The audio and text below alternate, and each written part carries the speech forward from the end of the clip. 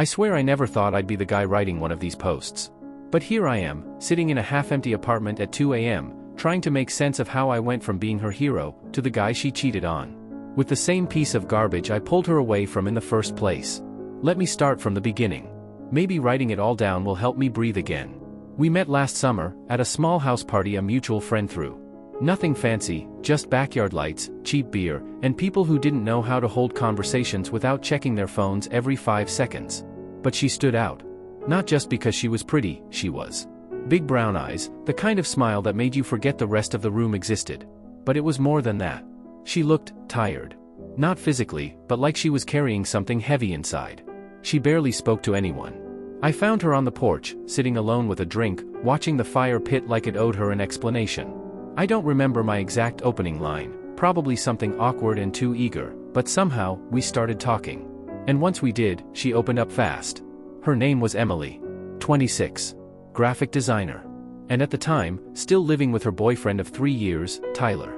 Well, ex-boyfriend, as she corrected herself halfway through the conversation. He's not good for me, she said quietly, like she was confessing something shameful. But I don't know how to leave. We talked for hours. About everything. About the way Tyler controlled who she talked to. How he made her feel like a burden when she cried. How he once punched a hole in the wall because she liked someone's photo on Instagram. I didn't sleep that night. Not because I was in love or anything, not yet. But because I couldn't stop thinking about her, sitting there with that sad smile, convincing herself that what she was going through was normal. A few days later, I messaged her. She said Tyler had been better lately, that he promised to change. That night, he locked her out of their apartment after accusing her of cheating. She stood outside crying in the rain until a neighbor let her use their phone. I picked her up at 2 in the morning. No hesitation. I didn't know what I was getting into, I just knew I couldn't let her go back to that. I let her crash at my place. First night, she slept on the couch. By the third, we were eating takeout in bed, watching dumb documentaries and laughing like we'd known each other for years. By the end of the week, she wasn't sleeping on the couch anymore. We started dating officially a month later. It felt right. Natural.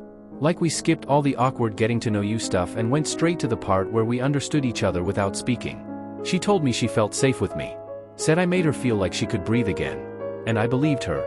God help me, I believed every word. I didn't even care that she wasn't completely healed. I knew she still had nightmares. That she still flinched when someone raised their voice. I was okay being patient. I thought that was love, showing up every day, even when it was hard. I even helped her get into therapy. Found her a good counselor. Sat in the car with her the first time because she was too anxious to go in alone. She slowly started reclaiming her life. Went back to painting. Took on freelance projects. Started talking about getting her own place again. I felt proud. Like I was watching someone rebuild themselves from scratch. And yeah, selfishly, I felt like I was part of that. I thought I was helping her become free. But the truth is, some part of her never left Tyler. I first noticed something off around the 1-year mark. She started getting distant. Not cold, just distracted. Her phone was always face down. She'd laugh at texts she wouldn't show me. Said it was just memes from old college friends.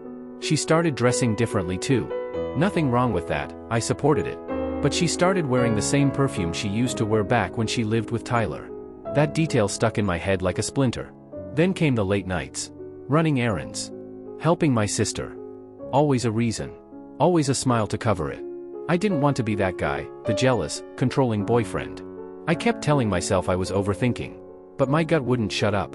One night, she went out to get drinks with coworkers. Said she'd be home by midnight. By 2:30 a.m., I was wide awake, pacing. I texted, no response. Called, straight to voicemail. She walked in at 3:10 a.m. No apology. No excuse. Just, I'm tired. Can we talk tomorrow? That night I barely slept. Not because I didn't want to know, but because deep down, I already knew. The next morning, she sat me down. And I'll never forget the way she said it. I don't know how to tell you this, so I'm just going to say it. I saw Tyler. I felt the air leave the room. She didn't even look guilty, just conflicted. Like she was trying to decide if she was the villain in the story. I didn't plan it, she said. We ran into each other at a coffee shop. Just started talking. And I realized I never really got closure. Closure. That word. Like sleeping with the man who emotionally abused you, and who I literally rescued you from, was some kind of emotional therapy session. I asked her flat out, did you sleep with him? She paused. Then nodded. I didn't mean to. It just happened. I was confused. I laughed. I actually laughed. Not because it was funny, but because if I didn't, I was going to scream. I asked her if she was in love with him again. She didn't answer. That told me everything I needed to know. She moved out 3 days later. Took her easel, her cat, her mismatched mugs.